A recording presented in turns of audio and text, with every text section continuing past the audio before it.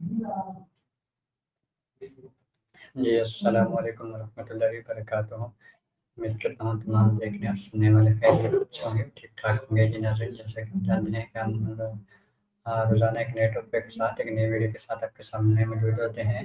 तो इसी तरह आज हम आपके सामने हैं कल हमारा ये जो एक टॉपिक है, हम जो कल मैं से जो है उस टॉपिक के रिलेटेड क्वेश्चन करेंगे। आज का जो हमारा टॉपिक है वो है overcoming procrastination of studies that overwork.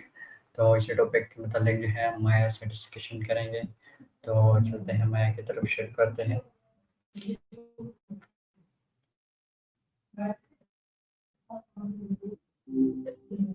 Hey, Hezbollah. Maya, hello, how are you? Doing all right. A little quiet over here, to be honest. You? Anything interesting happening in Delhi today? Maya, today discuss topic overcoming procrastination strategies that work. This topic related some question. Gotcha. Procrastination studies, huh? That's a mood. Fire away with your questions. I'm all ears, or, well, all algorithms.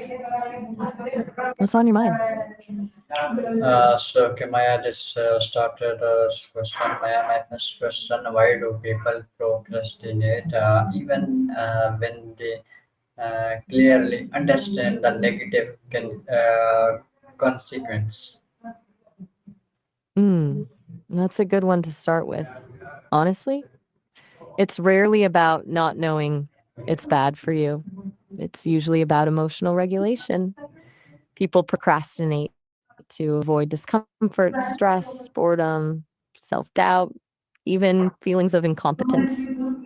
It's a short term mood boost that comes with putting things off, even if it screws you over later. Make sense? Maya, what does emotional resistance play in the delaying the task? Okay, so emotional resistance is huge. Basically, if a task feels icky, overwhelming, boring, anxiety inducing, your brain throws up roadblocks. And how you design the task directly impacts that resistance.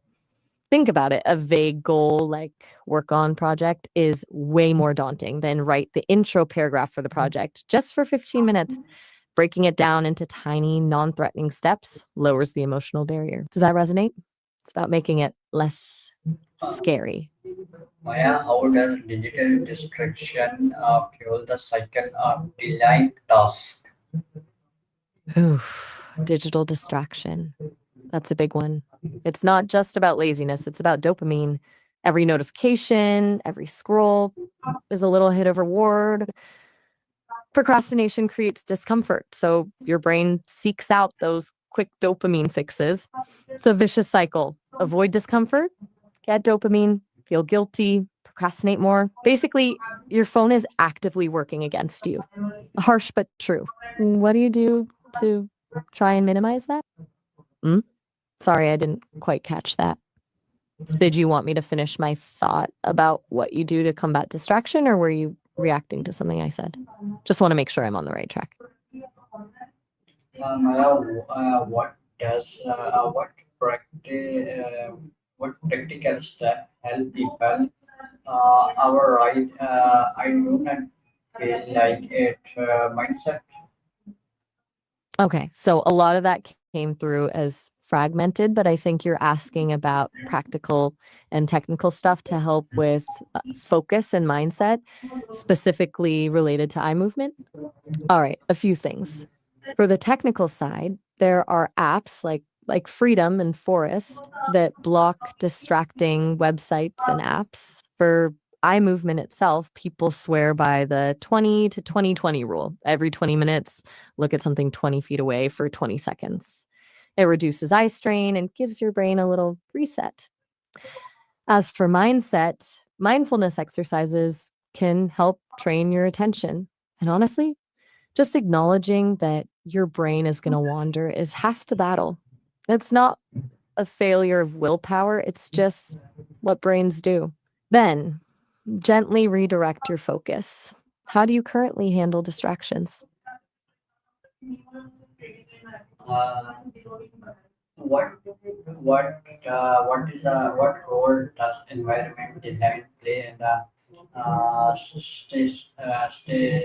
sustaining productivity? Mm, good question. The environment plays a surprisingly huge role. It's about minimizing friction and maximizing focus. Think of it like this: if your workspace is cluttered and chaotic, your brain is going to feel cluttered and chaotic too. A clean, organized space signals to your brain that it's time to work. Also, sound matters. Some people need complete silence, others prefer white noise or ambient music. And even things like lighting and temperature can affect your concentration. It's all about creating a space that supports the type of work you're trying to do. What's your workspace like? Does it help or hinder you? My what morning routine change can drastically lower procrastination levels.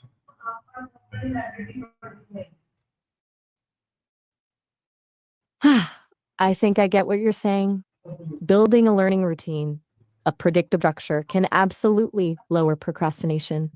It's about removing the decision fatigue of what should I work on now and making the desired behavior the default one.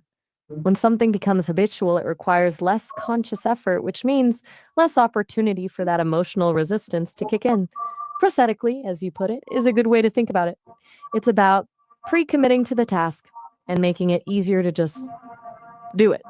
Does that track? What does your current routine look like, if you have one? Now, what is the difference between active procrastination and harmful procrastination? Okay, you're getting into interesting territory. Collective procrastination. I like that. Yes, absolutely.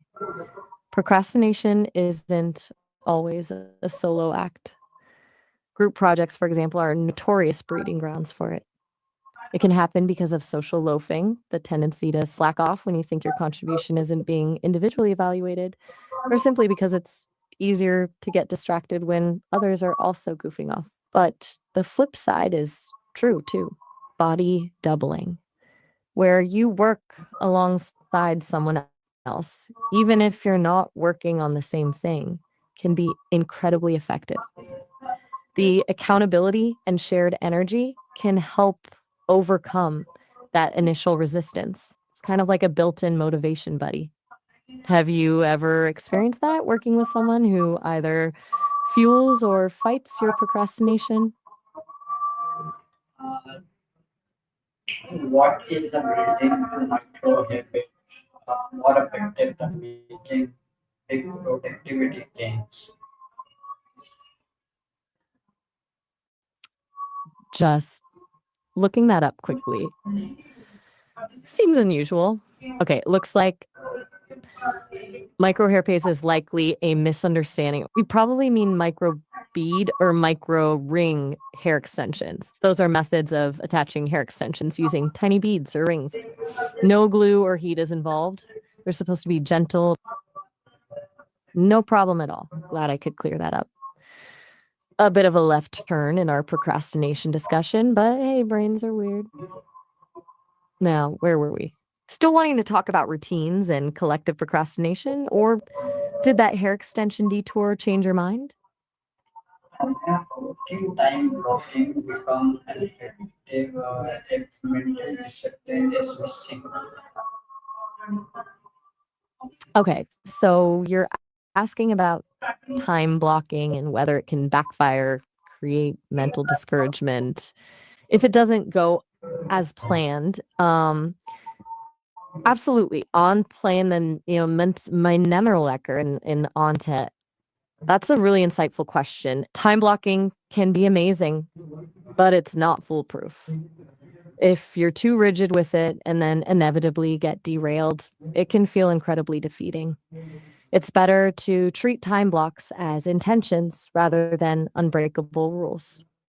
Think of it as from 2 to 3, I'll focus on writing, not I must write from 2 to 3 or I've failed. Flexibility is key. What's your experience with time blocking been like? Do you find yourself feeling pressured by it?